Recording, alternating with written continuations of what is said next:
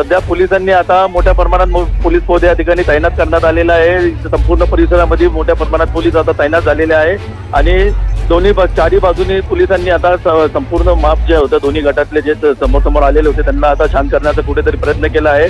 मात्र कुठे ना कुठून आता दगडफेक या ठिकाणी सुरूच आहे आणि आता या ठिकाणी तणावपूर्ण शांतता संपूर्ण परिसरात सुरू आहे। एकूणच हे संपूर्ण जे घटना आहे ते जुने नाशिक परिसरात घडत आहे आणि या ठिकाणी सलम भाग आहे। दोन्ही समाजाचे लोक या ठिकाणी राहतात, मात्र या ठिकाणी मोठ्या प्रमाणात तणावाचं वातावरण आहे आणि आता संपूर्ण परिसरात पोलिसांनी आता या संपूर्ण परिसर आता ताब्यात घेतलेला आहे। सकल हिंदू समाजाकडून आज नाशिक बंदची हाक देण्यात आली आणि त्यानंतर जो मोर्चा काढण्यात आलेला होता त्यावेळी ही सगळी परिस्थिती उद्भवलेली आहे। सकल हिंदू समाजाच्या वतीने नाशिक जिल्हा बंदची घोषणा देण्यात आलेली होती, मात्र हे बंदला आता हिंसक वळण लागलेला आहे। आपण बघू शकतोय का जुन्या नाशिक परिसरात दोन गट समोर आलेले आहे। मोठ्या प्रमाणात या ठिकाणी दगडफेक झालेली आहे। आपण बघू शकतोय का मोठ्या प्रमाणात या ठिकाणी पोलीस देखील दाखल झालेला आहे। आपण या ठिकाणी दगडांचा खच बघू शकतोय।